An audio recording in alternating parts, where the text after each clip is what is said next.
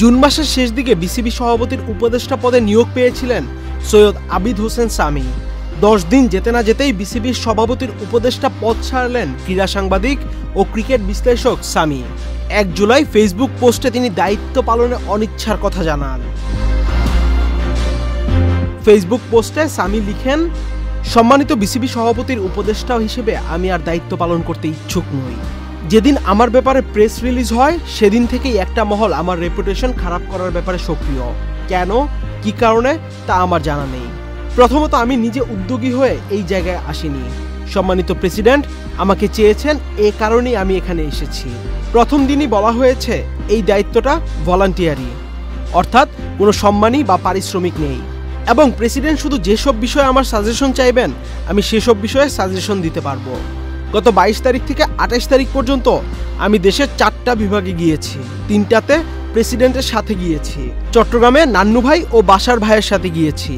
প্রতিটা বিভাগে বিভাগীয় কমিশনারদের সাথে ডিসেন্ট্রালাইজেশন নিয়ে বৈঠক, অবকাঠামোর সমস্যা পরিদর্শন, স্থানীয় খেলোয়াড়, নারী ক্রিকেটার, গ্রাউন্ডসম্যান, জেলা লিগ না হওয়ার কারণ ইত্যাদি কাগজে কলমে নোট করে সেই অনুযায়ী প্রতিদিন প্রেসিডেন্ট সহ স্ব ডিপার্টমেন্টকে রিপোর্ট জমা দিয়েছি।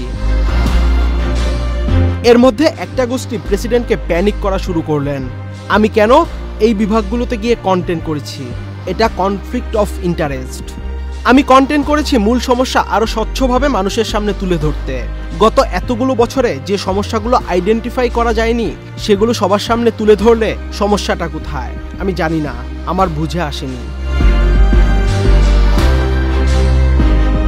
সেই সাথে বিসিবি যে এগুলো সমাধানের উদ্যোগ নিতে চায় সেই ব্যাপারটাও সবার সামনে তুলে ধরাটা জরুরি বলে আমার মনে হয়েছে। প্রথমত, কন্টেন্ট তৈরি করা আমার প্রফেশন, সেটা জেনেই কিন্তু আমাকে এখানে নেওয়া হয়েছে। বিসিবির সাথে আমার কোনো আর্থিক চুক্তি হয়নি, উপদেষ্টা পদের কোনো বেতন নেই, আর আমার কন্টেন্টের জন্য যে ক্যামেরাম্যান যাচ্ছে তা অন্য সাধারণ মিডিয়ার মতোই অনফিল্ড প্রতিষ্ঠান তাদের নিজের খরচে নিয়ে যাচ্ছে। এই ব্যাপারটা নিয়ে প্রতিনিয়ত প্রেসিডেন্টকে প্যানিক করছে একটা মহল, যে কারণে প্রেসিডেন্টের মতো একজন দেশপ্রেমিক মানুষ তার নিজের কাজ থেকে মনোযোগ হারাচ্ছেন। সারাদিন একটা সফল কার্যক্রম শেষে তার মুখ থেকে হাসি উড়ে যাচ্ছে। সামি মনে করছেন তিনি নোংরা রাজনীতির শিকার হচ্ছেন এই পদে কাজ করতে গিয়ে। বিসিবি সভাপতি আমিনুল ইসলাম বুলবুলকেও বিব্রতকর পরিস্থিতিতে পড়তে হচ্ছে। তিনি থাকলে বিসিবি সভাপতি নানাভাবে বাধাগ্রস্ত ও বিতর্কিত হবেন। কাজ করার স্পিরিট থাকবে না। সবকিছু বিবেচনায় এনে অনেকটা অভিমান নিয়েই পদ ছাড়ার ঘোষণা দিয়েছেন সামি।